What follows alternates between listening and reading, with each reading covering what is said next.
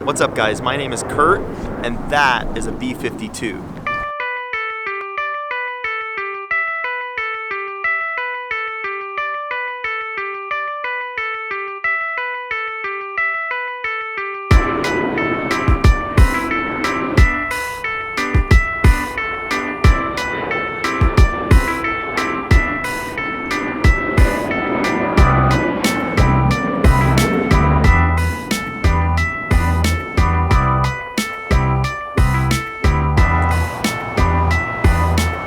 So welcome to my first blog, or my first vlog I should say, video web log. We're combining like 3 words together there, vlog. I was sitting at home today and I was super bored because I have a cold and I couldn't go to work because I don't want to get my coworkers sick and all this stuff.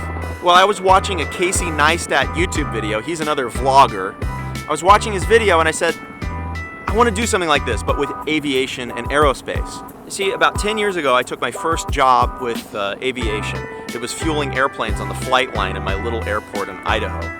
And I've stuck with that. I've continued doing different stuff with aviation and aerospace over the years.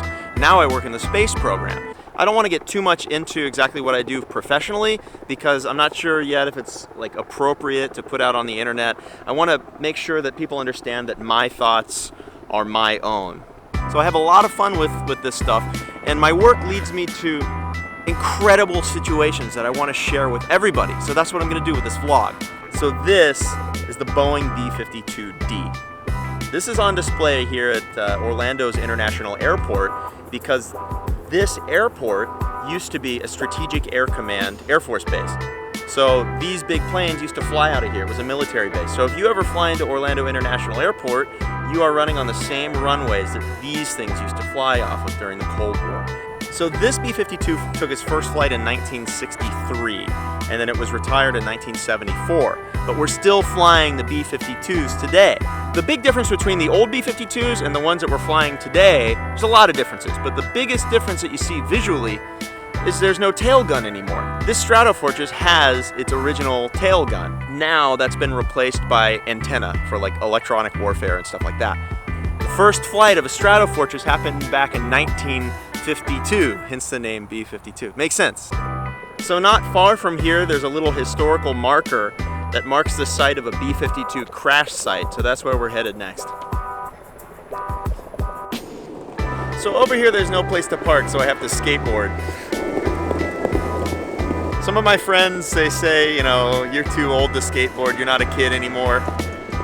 I think I have a lot more fun than those people. Also sometimes, as you can see from the traffic behind me, skateboarding is a lot faster. The area behind me right here is actually a crash site of a B-52. Not far from here, just down there, is the end of the runway of what used to be McCoy Air Force Base. Now it's Orlando International. In 1972, a B-52 crashed right here. The actual crash site, you know, it encompasses this whole street, but most of the airplane fell right back over there behind the fence.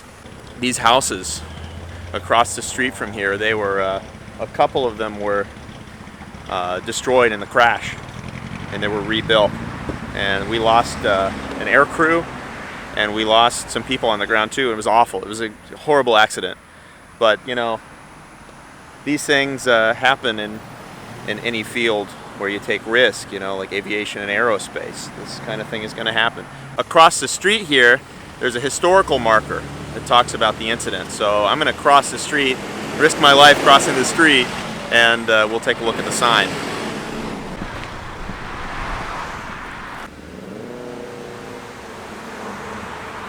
For a few years now, one of my main goals in life has been to share this kind of thing with people. So right now I run a website called projecthabu.com. That's where most of my aviation and aerospace energy has been put for a long time. I shoot aerospace photos and I tell the stories of all the things that I take pictures of. And some of those stories have been of airplane crashes, and you know, sometimes loss of life. It's a sad thing that we deal with sometimes, but you know, we move forward, and we're better for learning about these things after it's all finished. It's sad, but we make sure this stuff never happens again and we continue on forward. And I think that's sort of a beautiful part of all of this aviation and aerospace, that we can honor the history. And so this is certainly is hallowed ground out here behind me.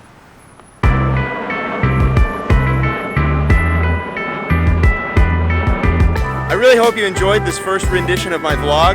I know that future episodes are going to get more and more exciting, and the more I do this, the more I will find direction in where this will take me and what I get to share for you.